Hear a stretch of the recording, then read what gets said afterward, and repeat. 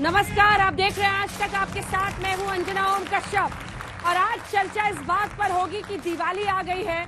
लोग घरों में लक्ष्मी पूजा की तैयारी कर रहे हैं, लेकिन देश में लक्ष्मी की क्या हालत है। आज इन तमाम मुद्दों पर चर्चा करेंगे क्योंकि विपक्ष लगातार बेरोजगारी से लेकर महंगाई, गिरते हुए रुपए के मुद्दे पर सरकार को घेर रहा है। वहीं सरकार अपनी तरफ से ये कह रही है कि यही महंगाई विश्व भर के तमाम देशों को, ब्रिटेन से लेकर यूरोपीय देशों को तबाह कर रही है। सरकार का यह भी कहना है कि रोजगार के मुद्दे पर प्रधानमंत्री 10 लाख नौकरियां देंगे। 75,000 नौकरियों के तो पत्र जो है उनके प्रधानमंत्री खुद उनके हाथों में देने वाले हैं। लेकिन इन सब के बीच आज बात देश की अर्थव्यवस्था की, और इस पर सवाल दागने के लिए इन बच्चों से अच्छा कौन हो सकता। तालियों के साथ आप सभी का बहुत स्वागत। यहां पर मौजूद बच्चे आज सवाल दागेंगे तमाम मुद्दों पर, देश की अर्थव्यवस्था पर। गौरव भाटिया, राष्ट्रीय प्रवक्ता, भारतीय जनता पार्टी के, तालियों के साथ स्वागत कीजिए। हमारे साथ विजय सरदाना जी, इकोनॉमिस्ट के तौर पर इस चर्चा में शामिल रहेंगे, तालियों के साथ स्वागत कीजिए। माधव आनंद जी हमारे साथ जुड़ रहे हैं, जो कि नेता हैं जेडीयू के, वही नीतीश कुमार की पार्टी के नेता जो पहले गौरव जी के साथ थे लेकिन अब अलग हो गए हैं और तेजस्वी जी से हाथ मिला लिए हैं। और हमारे साथ आलोक शर्मा जी कांग्रेस पार्टी का पक्ष रखने के लिए जुड़ गए। आप सभी का बहुत स्वागत। लेकिन इससे पहले कि सवालों की बौछार हो, आइए आपको सुनाते हैं क्या कह रहे हैं नेता।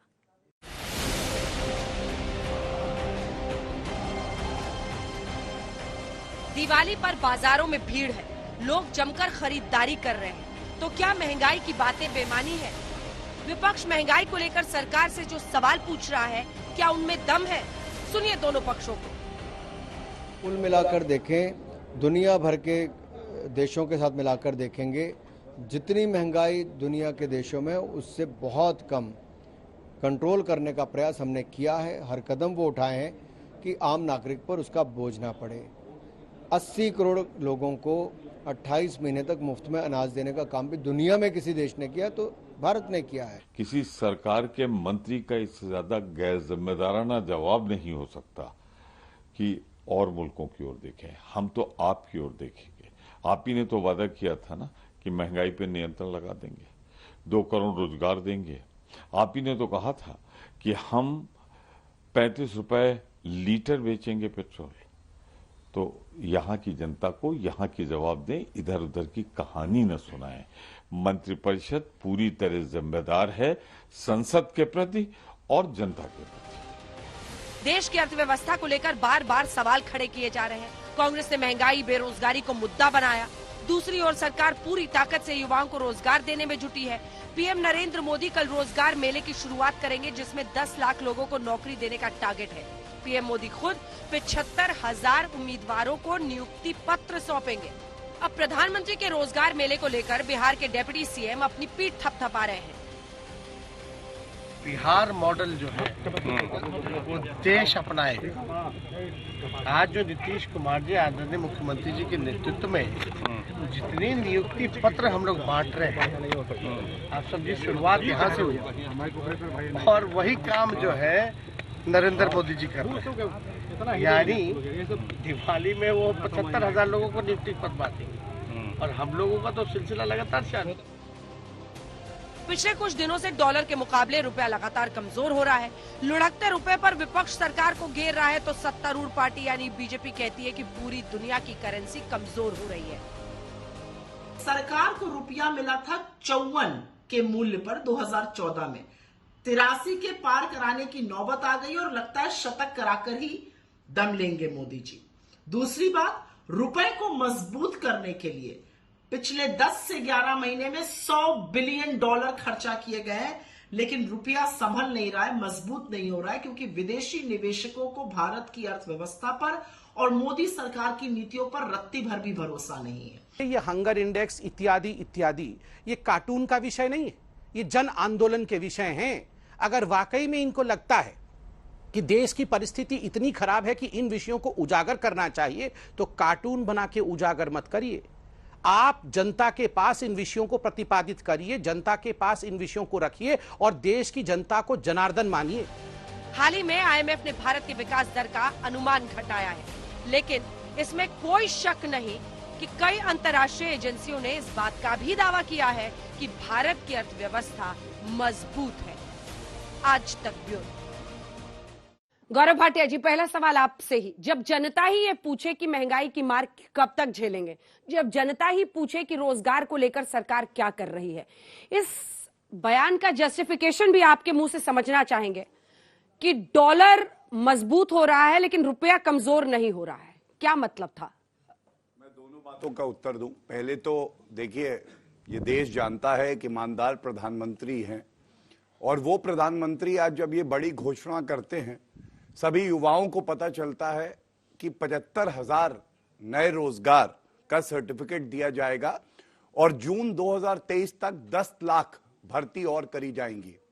और ये कब है? मैं तो बहुत खुश हूं कि आपने ये चर्चा आज रोजगार पे, पेट्रोल डीजल, डॉलर, रुपी सब पे रखी है और मैं आंकड़ों के साथ आया हूं। सबसे पहले रोजगार की बात कर लेते हैं। जब से मोदी जी की सरकार आई है तो EPF data of 2021, 1.2 crore jobs have been created. 1 crore 20 lakh job EPF data कहता है नौकरी। साथ में मुद्रा योजना एक हमारी स्कीम है। रोजगार केवल ये नहीं होता कि नौकरी ही हो, रोजगार ये भी होता है कि सरकार मदद करे, आपको लोन भी दे और उससे आप जो है रोजगार का अवसर पाएं। तो 38 करोड़ जो है मुद्रा योजना के लोन दिए गए हैं। इसके अलावा सबसे अच्छी बात भारत की क्या है? आईएमएफ के चीफ बोलती हैं, इन द ग्लोबल एरिना, पूरे विश्व में अगर कोई शाइनिंग इकोनॉमी है, चमकती हुई इकोनॉमी है, तो वो हमारे भारत की है। और ये बात मैं क्यों कहता हूं? ठीक है, अभी बहुत कदम बढ़ाने हैं, सबको रोजगार मिले ये हमें सुनिश्चित करना है, लेकिन केंद्र सरकार के साथ साथ प्रदेश की भी सरकारें हैं, और मैं गुजरात के आंकड़े, उत्तर प्रदेश के आंकड़े लेके आया हूं और भी सरकारों के। लेकिन मैं एक बात कहूंगा, हर बात पे छाती पीटना और बिना इस बात का एहसास हुए कि आपकी क्या जिम्मेदारी है, यह भी एक बात है। दूसरी आपने बात करी, आपने कहा कि डॉलर और रुपी में ये क्या वक्तव्य है, मैं बता दूं। सबसे पहले तो देखिए, जब मार्च 2014 में हमारी सरकार आई, 61-50 में और मार्च के बीच में 61-50 दाम था, ये सबसे ज्यादा गिरा था। ठीक है। और 44-50 था, ये मई 2004 में था। तो करीब करीब 17 रुपए का फर्क आया था, गिरावट आई थी। ये 38% है अंजना जी। और हमारे समय में कितना चेंज आया है? 61-50 से 82-38, करीब करीब 21 रुपए का है। ये चेंजेस 30%। और ये क्या दर्शाता है? दो परिस्थितियां विश्व में ऐसी हैं जो सिर्फ भारत नियंत्रित नहीं कर सकता। पहली, कोविड की महामारी जिससे सारी अर्थव्यवस्थाओं पे फर्क पड़ा है, और दूसरी यूक्रेन और रूस का युद्ध है। इसके बावजूद, और ये जो आपने प्रश्न किया उसका उत्तर है, जब आपकी करेंसी है रुपी, ऐसा नहीं है कि सिर्फ डॉलर के साथ उसका एक्सचेंज रेट कैसा है इससे तय होगा कि रुपी बढ़ा है या घटा है।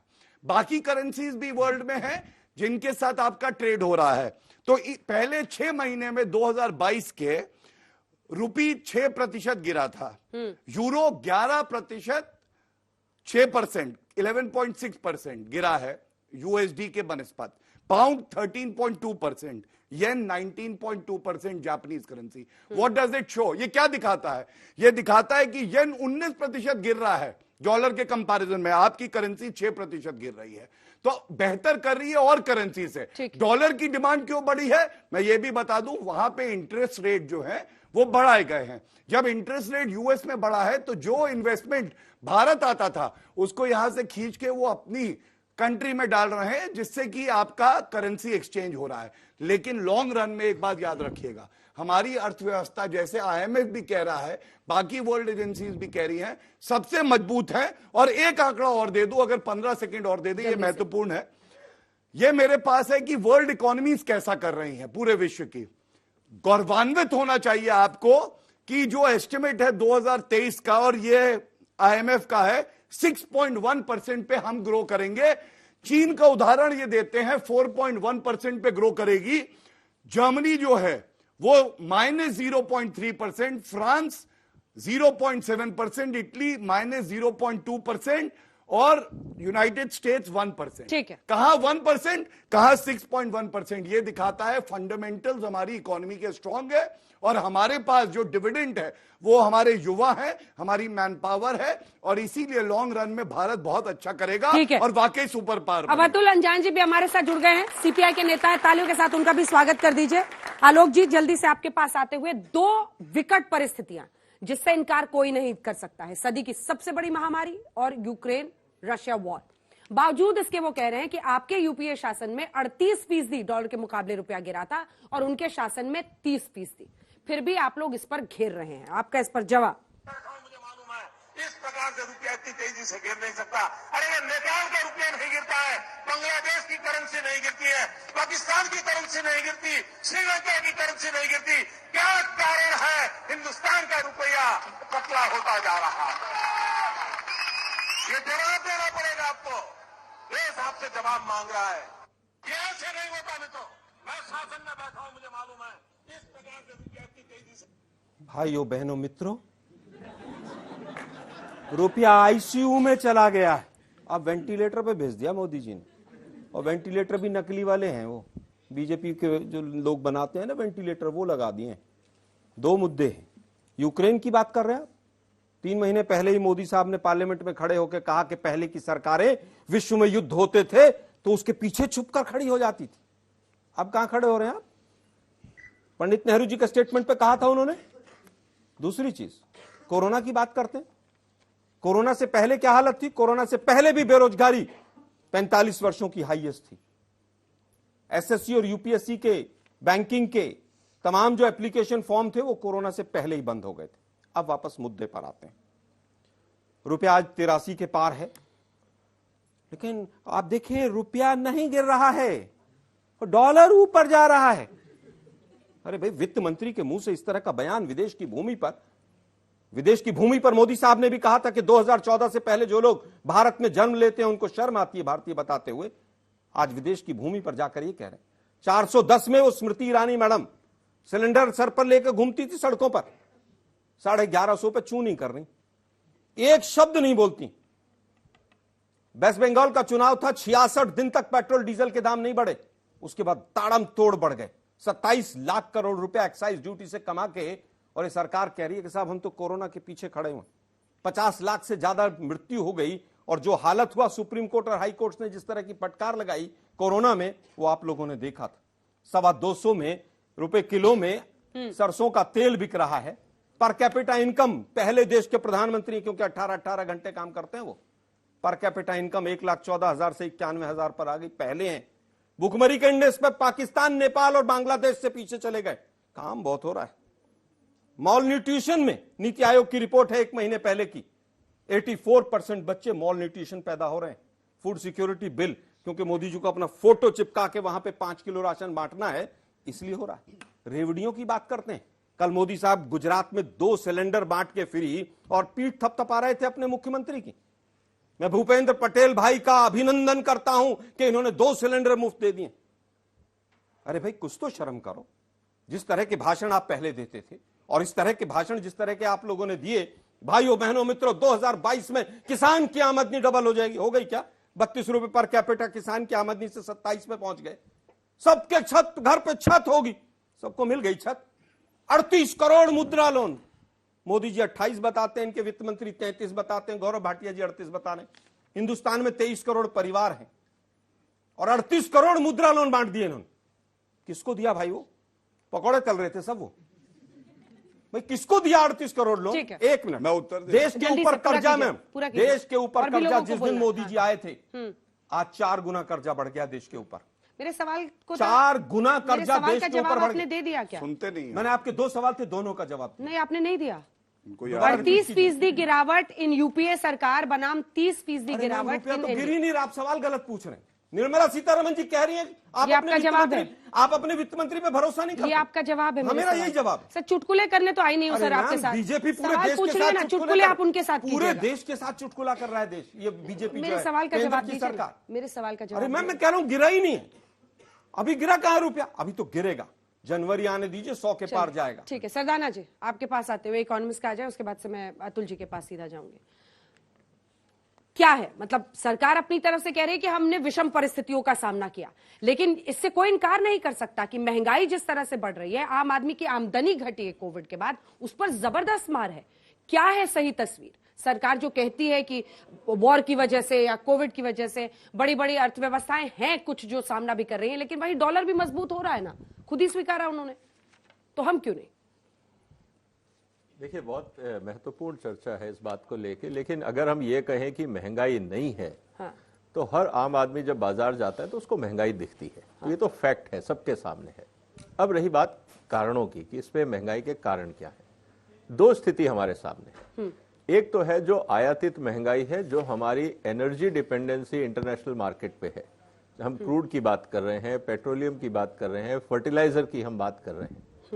आज फर्टिलाइजर दुनिया में 200% से ज्यादा बढ़ा, क्रूड बढ़ा, उससे आधारित जितने केमिकल्स हैं उनके रेट बढ़े। हम करीब 27 से 30% जो हमारी फॉरेन एक्सचेंज है वो यूज करते हैं क्रूड आयात में, निश्चित रूप से उसका प्रभाव पड़ेगा। दूसरा, इस समय जो रिटेल महंगाई दिख रही है आम आदमी को, वो है मौसम की मार। इस समय जिस तरह से बारिशें हो रही हैं, जिस तरह से खासकर सब्जियों में आपको महंगाई दिख रही है, वो आपकी सब्जी की फसल खराब हो रही है। तीसरा मुद्दा जिसको हम बार बार ये कह रहे हैं कि डॉलर और रुपए को लेके, निश्चित रूप से दो कारण बहुत सिंपल हैं कि जब अंतर्राष्ट्रीय बाजार में किसी जो चीज हम आयात कर रहे हैं अगर उसका रेट बढ़ता है तो आपको ज्यादा पे करना पड़ेगा। दूसरी तरफ जब आपका फेडरल रिजर्व बैंक अमेरिका जब इंटरेस्ट रेट बढ़ाता है तो यहां पे जो हॉट मनी है वो वहां पे जब वापस जाएगा तो डिमांड सप्लाई इंबैलेंस वहां होगा। डिमांड डॉलर की बढ़ेगी, रुपए लोग बेचेंगे, डॉलर की डिमांड बढ़ेगी, इंबैलेंस होगा। तो ये कुछ बेसिक फंडामेंटल इशू हैं जिस पे हमें ध्यान देना होगा। रही बात डोमेस्टिक इकोनॉमी की, तो इस बात को आप मान के चलिए कि बाकी दुनिया के मुकाबले आज भी भारतीय स्थिति मच मच बेटर है। कारण बहुत सिंपल है, क्योंकि जितने देश इंटरनेशनल मार्केट पे डिपेंडेंट हैं इंक्लूडिंग चाइना, जब यूरोप में इन्फ्लेशन है, अमेरिका में इन्फ्लेशन है, परचेजिंग पावर वहां घट रही है, तो एक्सटर्नल ट्रेड कम होगा। तो इसीलिए भारत की इकोनॉमी डोमेस्टिक मार्केट पे डिपेंडेंट है, इसलिए यहां स्थिति बची रही। अतुल जी देखिए, आंकड़े हर तरह के दिए जा सकते हैं, लेकिन भारत का नीति आयोग ही कह रहा है कि महंगाई बहुत बढ़ गई। नीति आयोग कह रहा है कि हमारे देश के अंदर गरीबी की रेखा के नीचे रहने वाले लोगों की संख्या बढ़ गई। आंखों के सामने सबके दिखाई दे रहा है, डॉलर की तुलना में रुपया 73 पार कर गया, 83 पार कर गया। तो क्या कहना चाहते हैं? बाजार जाइए, आज आप कह रहे हैं अरे यूक्रेन और रूस की लड़ाई कब शुरू हुई? फरवरी में। इससे पहले क्या भाव थे? क्या उस समय रुका हुआ था? तब भी सरसों के तेल बढ़ गए थे 140, 150, 160। अरहर के दाल के दाम क्या थे? आप छिपाने की बात मत कीजिए। सरकार की नीतियों के चलते ये सारा खेल हो रहा है। देश के अंदर देश की दौलत लोग लेकर के चले गए। मैं ज्यादा आंकड़ों में कितना परसेंट किसका है और चीन का है, तलकर कहते थे, इन सब की क्या मतलब है? सरदार असरदार नहीं है, सरदार असरदार नहीं, हमारे प्रधानमंत्री जी कह रहे थे। आज क्या है? आज स्थिति बहुत खराब है। डोंट शो रोजी पिक्चर। लोगों की कमाई सिकुड़ गई है, बाजार भाव बढ़ गए हैं, घरेलू जीवन के अंदर बजट सीमित हो गए हैं, दूध के दाम बढ़ते जा रहे हैं, फर्टिलाइजर के दाम बढ़ रहे हैं। किसानों को क्या मिल रहा है? आप किसानों की फसल दुगनी, उनकी जो है उनकी आमदनी दुगनी करने की बात कर रहे थे 2022 तक। कल क्या हुआ? 5.45% ही आपने गेहूं के दाम बढ़ाए, किसानों की आमदनी दुगनी हो गई। आपने आज से 10 दिन पहले सीएनजी पीएनजी के दाम बढ़ा करके आपने खुद अपने हाथ से फर्टिलाइजर के दाम 45, 46%, 48% बढ़ा दिए। तो देश की अर्थव्यवस्था को आप नहीं चला पा रहे हैं। देश की अर्थव्यवस्था देश के कारपोरेट घरानों के हाथ में कैद हो गई। आखिर ये बताइए, आम आदमी की इनकम घट गई और देश के कुछ बड़े बड़े कारपोरेट घराने नंबर 3, नंबर 2, नंबर 1 के पादान पर की लड़ाई लड़ रहे हैं। आखिर इसका कोई जस्टिफिकेशन है, कोई न्याय है? और आप कह रहे हैं रोजगार। पिछले पार्लियामेंट के सदन में क्या कहा गया कि 12 करोड़ नौजवानों ने, जितेंद्र सिंह जी ने कहा पार्लियामेंट के अंदर, 22 करोड़ में 22 करोड़ लोगों ने रोजगार के लिए फार्म भरे और आपने कितने लोगों को दिया? 1,44,000 और फिर और 64,000। तो बेरोजगारी की स्थिति देखिए ना। मैं ज्यादा बात नहीं करना चाहता। अपने देश में 1,15,000, 20,000, 50,000 जो है बीटेक एमटेक पास होके निकल रहे हैं, ठीक है, एमबीए पास होके निकल रहे हैं। अंजना जी, क्या हिंदुस्तान की इंडस्ट्री में इतनी ताकत है कि 1,40,000 एमबीए पास लड़कों को अपने यहां एब्सॉर्ब कर लें? ठीक है, इंडियन टेक्नोलॉजी के क्षेत्र में क्या है इतनी हैसियत कि बीटेक और एमटेक पास करके जो अपने परिवार के 40-40 लाख रुपए बाप अपनी जमीन, पेंशन, मकान पूरा सब दे करके बच्चे और बच्चियों को पढ़ा के निकाल रहे हैं कि कल निकलेगा कोई रास्ता नहीं है। आपने पूरे देश को एक अंधेरी गली में डाल दिया है जहां कोई टार्च लेकर के भी कोई रास्ता दिखाई नहीं पड़ रहा है। ये बात माधव जी, वैसे आपके लिए बहुत मुश्किल होगी। कल तक आप गौरव जी के साथ रहते थे, टीम में उनके थे, अब आपको अर्थव्यवस्था में सारी बुराइयां दिख रही हैं। मैं यही बोलने वाला था कि आज गौरव भाई के लिए बहुत मुश्किल की घड़ी है क्योंकि उनको अकेले डिफेंड करना पड़ रहा है। आपने भी छोड़ दिया साथ। तो देखिए, अच्छा, ये पार्टी किसके साथ गठबंधन कर रही है, इससे अर्थव्यवस्था बिगड़ती है और सुधरती है? उस पर भी बात कर लेंगे। हाँ, ठीक। अर्थव्यवस्था की जब बात करें तो इस बात से तो इनकार नहीं किया सकता कि आज भारतीय अर्थव्यवस्था की स्थिति बहुत नाजुक है। नाजुक आप समझते हैं, हिंदी वर्ड है, नाजुक का क्या अर्थ होता है सबको पता है। गौरव भाई ने 2-3 बातें कही, थोड़ा बहुत अर्थशास्त्र का मैं भी ज्ञान रखता हूँ। उन्होंने रुपये की तुलना डिफरेंट करेंसी से करने का काम किया, लेकिन गौरव भाई एस्टेब्लिश्ड गाइडलाइंस है, कोई भी करेंसी की तुलना डॉलर से होती है क्योंकि जो ट्रेड होता है वो यूएस डॉलर में सर्वमान्य है। हर जगह जो है, हम लोग ट्रैवल भी करते तो यूएस डॉलर कैरी करते हैं। आज रुपये का कीमत जो है सो कम हो रहा है, डॉलर बढ़ रहा है, चाहे जो भी रीजन है। आपने दूसरा रीजन दिया कि वहां यूएस में बहुत सारे ऐसे स्टेप लिए गए हैं, इंटरेस्ट रेट बढ़ा दिया गया तो डॉलर मजबूत हो रहा है। तो अपनी सरकार ने भी तो मॉनेटरी पॉलिसी, फिस्कल पॉलिसी के तहत कई कदम उठाए हैं, क्यों नहीं अपने रुपये का वैल्यू बढ़ा? आप बता दीजिए। आप तो वहां कह रहे हैं कि वहां उन्हें बढ़ाया इसलिए डॉलर का जैसे काफी रेट बढ़ गया। देखिए अंजना जी, वास्तविक बात यह है कि स्थिति गंभीर है। जो आपने कहे कोविड का चाहे नाम लिया हो या यूक्रेन रशिया का हो, वो तो हर कंट्री के लिए है, ऐसा नहीं कि सिर्फ इंडिया के लिए है। लेकिन जो इंडिया में स्थिति है, देखिए आपने आज महंगाई पे कंट्रोल हम लोग नहीं कर पा रहे, वास्तविक बात। और एक कहावत है जो हमेशा बीजेपी के लोग कहते हैं, प्रत्यक्षम किम प्रमाणम, जो हमारे दोस्तों ने कहा महंगाई तो सबको दिखाई पड़ रहा है, जितने भाई बहन हैं सबको महंगाई दिखाई पड़ रहा है। और एक बात कहना चाहूंगा, और गौरव जी मैं आपसे यही आग्रह करना चाहता हूं, आप अर्थव्यवस्था के जो भी डेटा आप दे दीजिए, जितने यहां युवा बैठे हैं एक एक युवाओं को रोजगार दे दीजिए, सब ताली पीट के कहेंगे कि भारतीय अर्थव्यवस्था सबसे मजबूत स्थिति में है। आप रोजगार देने की स्थिति में नहीं है, आपके पास मैन्युफैक्चरिंग सेक्टर के लिए कोई नियत नहीं है, आपके पास फॉरेन डायरेक्ट इन्वेस्टमेंट नहीं आ रहे हैं, और इस तथ्य को स्वीकार करने की आवश्यकता है। युवाओं को गुमराह करने की जरूरत नहीं है। एक जवाब दे दीजिए फिर इनके सवाल। देखिए, हमसे कह रहे हैं कि आप रोजगार देने की स्थिति में नहीं है। जब आंकड़े मैंने दिए, तेजस्वी यादव 10 लाख नौकरी देंगे वहां। एक चलिए ठीक है, बोल लीजिए। आप बोलो ना भैया, बोल लीजिए, कोई दिक्कत नहीं बोल लीजिए। उस पर भी क्या है, मतलब एक ही लाइन पे विकेट उखड़ गया भैया, इतने हल्के विकेट हो क्या, पीछे से सपोर्ट लगा देते हैं, कोई बात नहीं। 10 लाख नौकरी देंगे ये कहते हैं। 10 लाख नौकरी जब युवा मांगता है तो लाठी भाजी जाती है बिहार में, और ये हमें बता रहे हैं कि नौकरी नहीं दे पाएंगे। 20 लाख नौकरी, सुनिए, 20 लाख देंगे, कितनी दी है ये बता दो। 2 महीने हुई है सरकार की, 2 महीने हुए हैं सरकार के बने हुए। अच्छा, 2 महीने वो उससे पहले की सरकार नीतीश नहीं थी। आपकी सरकार कितने सालों से है? बीच में मत बोलिए, आपने जवाब, क्वेश्चन का जवाब भी दे रहा हूं में, जैसे मैं लिख लेता हूं। देखिए, जो गुणी छात्र होता है वो लिख देता है, और जो 8वीं पास होता है, भ्रष्टाचारी होता है, उसका प्रवक्ता आता है बीच में टोकता रहता है, वो बताएगा नहीं कि क्या कहेंगे। आप जेल में बंद कर देते हैं, आप उनको। मैं आपको एक आंकड़ा जरूर दूंगा, यहाँ पे जो बैठे हैं, ये CMI डेटा लेके आया हूं, और केरला में, लेफ्ट की सरकार केरला में 6.4 बेरोजगारी दर है वहां पे।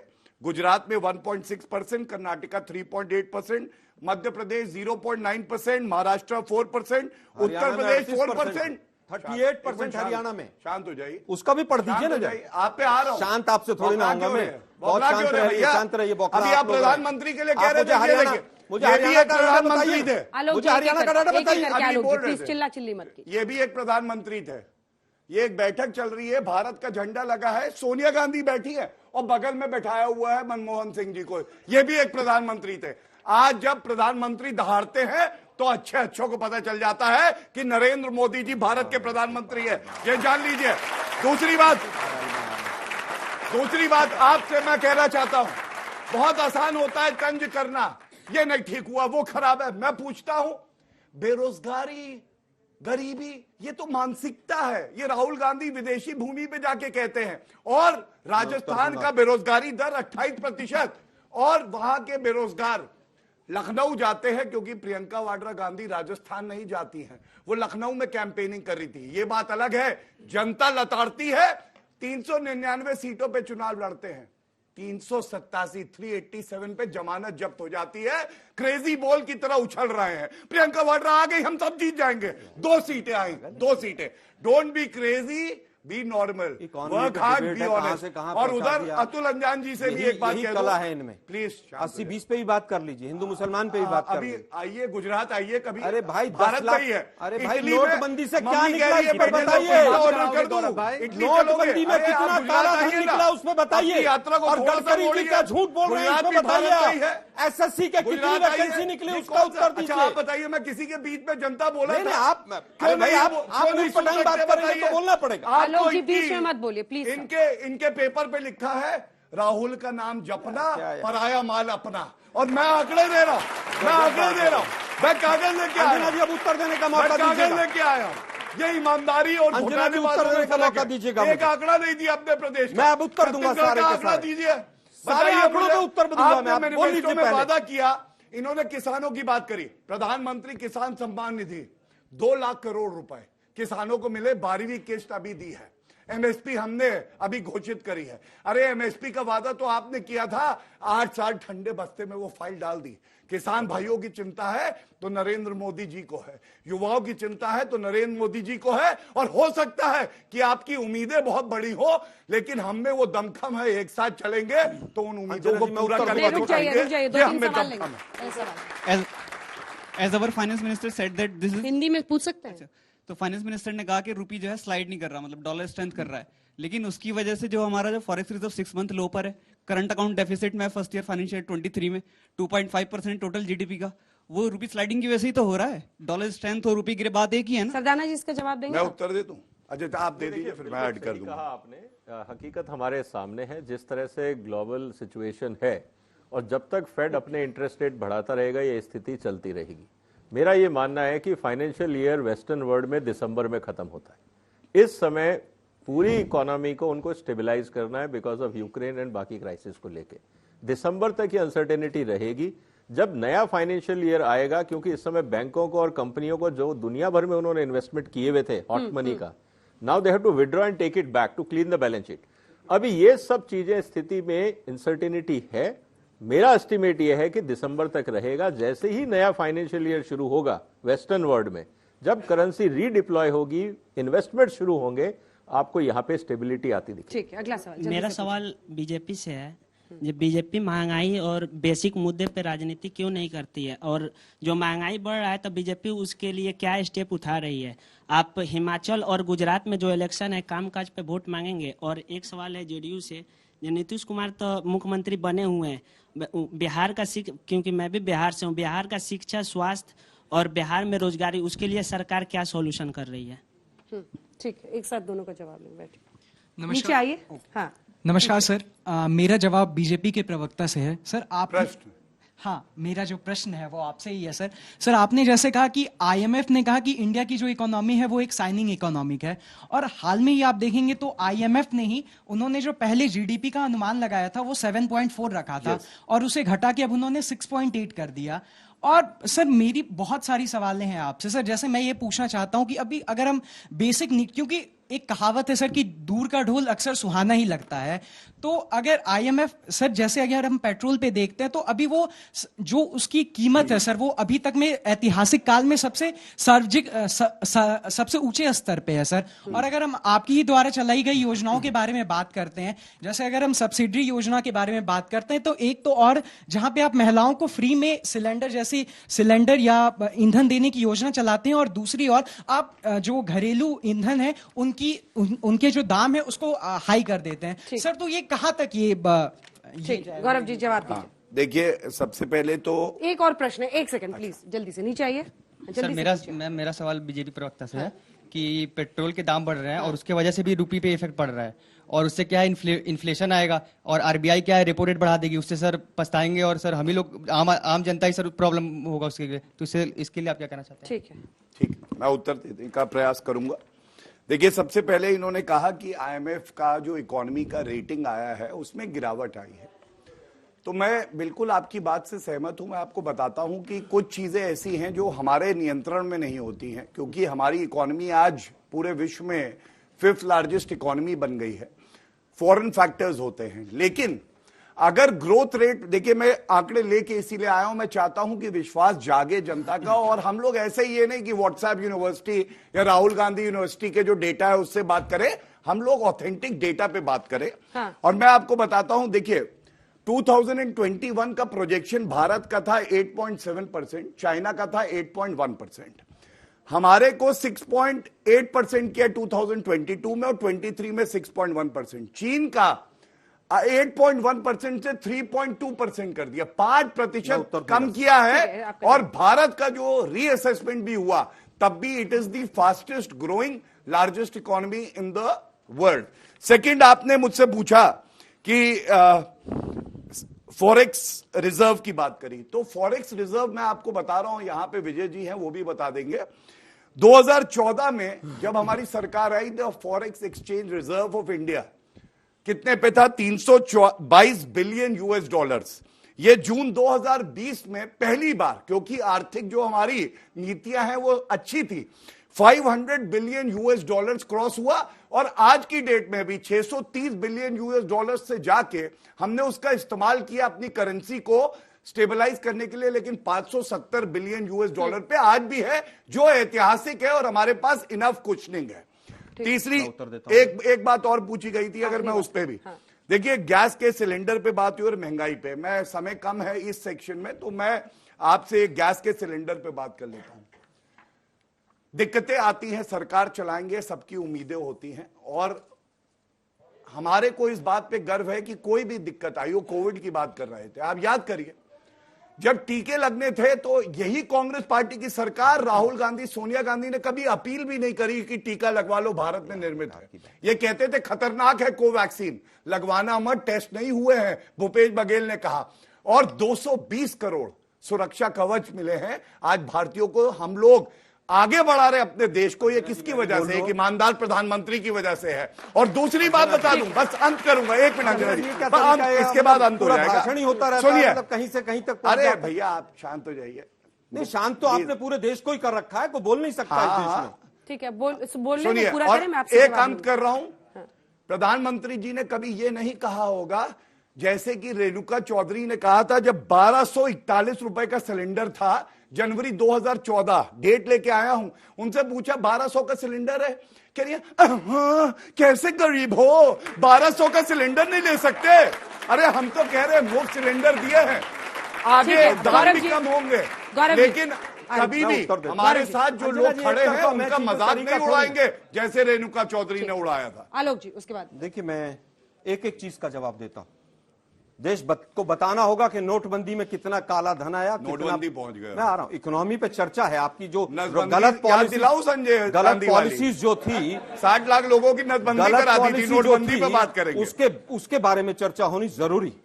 स्विस बैंक में डबल काला धन हो गया, वो किसका है सरकार को बताना होगा। बहुत चिल्लाते थे रविशंकर प्रसाद जी, लिस्ट लेकर आइए, नाम बताइए, ये कीजिए वो कीजिए, बताइए आप जरा। तीसरी चीज, बेरोजगारी पर बात हुई, यहां पर बहुत से बच्चे उत्तर प्रदेश के भी बैठे होंगे। 4 दिन पहले ट्रेनों में जिस तरह से भेड़ बकरियों की तरह से बच्चे एग्जाम देने गए थे, वो आप लोगों ने देखा था। देखा था क्या हाल था? फोटो झूठी उत्तर प्रदेश में फैक्ट चेक हुआ था, फोटो झूठी मत बोलो भाई, फोटो झूठी थी, बोलूंगा जैसे आपने बोला। अगर आपको मिर्ची लगी तो मैं क्या करूं? गौरव जी दिया जा रहा है। गौरव जी खुद बोल रहे थे तब कुछ नहीं, ठीक है, मैंने उनको शांत किया, वो चुप हो गए। करवा लीजिए, चुनौती दे रहा हूं, ठीक है, माफी मांगूंगा। अब उनको पूरा करने दीजिए, हो गया। मांगने का समय आ गया, देश से माफी मांगी, कांग्रेस ने ट्वीट देश से माफी मांगी, देश से माफी मांगी, ठीक है। गौरव जी, बदतमीज, गौरव जी प्लीज, चलना होगा तू और तेरा बाप। गौरव जी प्लीज, गौरव जी आपको रिक्वेस्ट कर, प्लीज नहीं प्लीज प्लीज नॉट वन कीजिए। ये क्या तमीज है, ये क्या तरीका है सर, क्या कर रहे हैं आप लोग? मत कीजिए ना, क्या कर सबकी आवाज बंद कर रहे हैं प्लीज। ये अपशब्दों का इस्तेमाल करना बंद कीजिए, नहीं तो बहस रुक जाएगी। प्लीज आलोक जी वापस टॉपिक पे आइए, प्लीज आलोक जी टॉपिक पे आइए। सर एड्रेस कीजिए, आलोक जी मुझे एड्रेस कीजिए सर प्लीज। 2014 के बाद देश में 10 लाख पासपोर्ट सरेंडर हुए और ज्यादातर व्यापारियों के हुए। कितना करेंसी फ्लाई हुआ है, बड़े बड़े 2 उद्योगपतियों ने अपने हेडक्वार्टर जो है लंदन में बना ली। किस तरह से करेंसी का फ्लाई हुआ है ये सबने देखा है। आरबीआई ने रेटिंग तक गिराई और आरबीआई से कितना पैसा आरबीआई की धाराओं को बदलकर 2,26,000 करोड़ रुपया लिया था। जब निर्मला सीतारमण जी से पूछा गया कि पैसा कहां पर उपयोग होगा तो उन्होंने कहा कि मुझे नहीं पता है। बेरोजगारी की बात आई, आप बच्चों एसएससी के आंकड़े उठाकर देखिए, 2004 से लेकर 14 तक लगभग 68 से 69,000 एसएससी में हर साल वैकेंसीज निकलती थी और बच्चे सेलेक्ट होते थे। और 2014 से लेकर और 2021 तक के आंकड़े उठाइए, एवरेज 27 से 28,000 है। जो वैकेंसीज बढ़नी चाहिए थी 68-69,000 से, वो लगातार घट रही। बैंकिंग सेक्टर में देखिए कितनी बेरोजगारी बढ़ी, बैंकिंग में कितने बच्चे गए, रेलवेज प्राइवेटाइजेशन के चक्कर में क्या हालत कर दी। और सबसे बड़ा अग्निपथ लाकर जिस तरह से तमाम चीजें की हैं, पिछले 2 साल से आर्मी में रिक्रूटमेंट नहीं, कि जो लोग बच्चे सेलेक्ट भी हो गए थे, जिनको केवल अपॉइंटमेंट लेटर चाहिए था, हिमाचल प्रदेश में अकेले में 6,000 लोग थे, ऐसे 6,000 बच्चे थे, उनको भी नहीं दिया। हम पूछना चाहते हैं, 8 जून 2022 को केंद्र सरकार के तमाम मंत्रियों ने कहा कि 10 लाख रोजगार देंगे। अक्टूबर आ गया, अक्टूबर भी आधे से ज्यादा चला गया। कितनी सेंट्रल गवर्नमेंट की जॉब्स निकली हैं उस 10,000 में से? 8 जून 2023 तक आप 10 लाख कैसे देंगे? 75,000 मोदी जी बांटेंगे, मोदी जी तो 15 लाख भी दे रहे थे, 100 स्मार्ट सिटी भी दे रहे थे, बुलेट ट्रेन भी दे रहे थे और पता नहीं क्या क्या दे रहे थे। ठीक है, लेकिन वास्तविकता यह है, उत्तर देना चाहता हूं, यूपीए 1 में बेरोजगारी दर 3.1% थी एवरेज, आज 8.1% है। आप राजस्थान की बात करते हैं, राजस्थान में बेरोजगारी है, मैं स्वीकार करता हूं, लेकिन राजस्थान की तुलना अगर हरियाणा से आप करेंगे, हरियाणा जो नंबर 1 था, आज 38% बेरोजगारी दर हरियाणा में अकेले, लेकिन उस पर जवाब नहीं देंगे।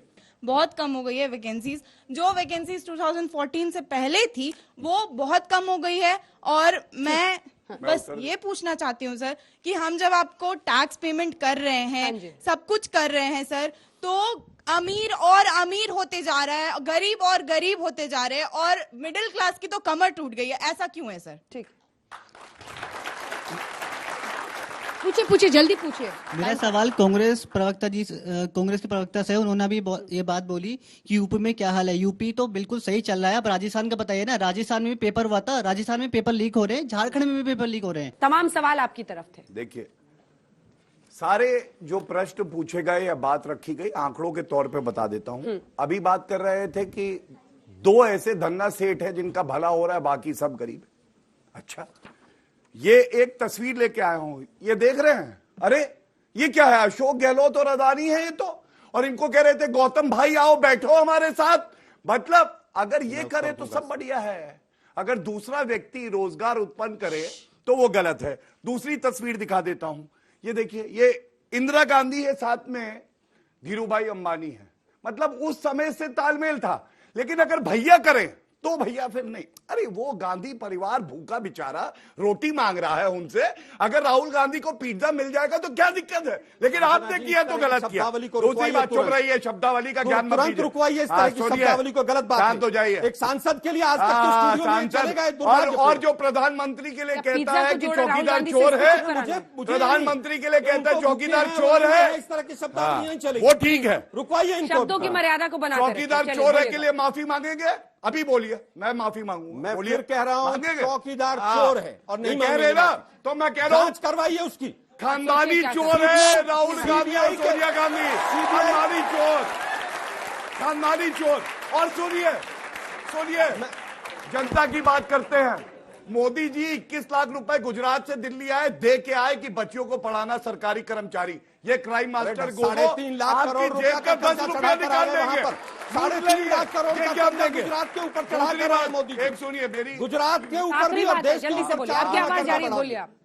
ये महंगाई के आंकड़े हैं, ठीक है। इन्फ्लेशन रेट इनके समय में 9%, 12%, 10%, 9%, 10%, 9%। सत्ता इसलिए आपको सौंपी, इसलिए नहीं सौंपी कि आप यूपीए की महंगाई दर गिनाएंगे, इसलिए मैं कि अपनी आपने बात कहा था करूंगा, अब की बार महंगाई पर मार। लेकिन तुलना भी करूंगा ये बताने के लिए इनकी एवरेज इन्फ्लेशन रेट वो डबल डिजिट। हमारी एवरेज इन्फ्लेशन रेट 4% रही, 7% तक पहुंची। रेपो रेट बढ़ चुका है, आरबीआई ने बढ़ाया है कुछ माह में। विजय जी बैठे, पूछिए, 6.5% से नीचे आना शुरू कर दिया है। ये फर्क है। तो आपके वक्त में ही पेट्रोल डीजल ने मारी ना सर। हाँ। जो सेंचुरी जो दो ठोकी मैंने है। आपको फैक्टर्स इंटरनेशनल बताए हैं, आप किसी इकोनॉमिस्ट से बात कर दिए, विजय जी बैठे हैं, पूछ लीजिए कि उसका असर हो रहा है कि नहीं हो रहा है। और आपको यह भी बता दूं, तुलनात्मक बात, अमेरिका में, यूके में, यूरोपियन कंट्रीज है, क्या महंगाई दर है एक बार पूछ लीजिए। जहां महंगाई दर 2% और 3% रहती थी, अंजना जी, हम भी इसी विश्व में रहते हैं। और अगर आटा, दाल, दही, चावल, इसके भी जो है आप चाहते हैं आंकड़े कंपैरेटिव लेके आया हूं, समय की कमी है इसलिए नहीं दूंगा। 10 सेकंड एक और ले लूं बस। झूठा कौन, झुट्टा कौन, झुट्टा कौन, याद रखना सारे बच्चों। चलिए, सुप्रीम कोर्ट का जजमेंट लाया हूं, राहुल गांधी ने माफी मांगी, प्रधानमंत्री को चोर बोलने के बाद एन अनकंडीशनल अपॉलॉजी वो स्टैंडर्ड। चलिए, इसी के साथ तालियों के साथ आप सभी का बहुत धन्यवाद हमारे साथ चर्चा में शामिल होने के लिए। देश दुनिया की बाकी खबरों के लिए आप देखते रहिए आज।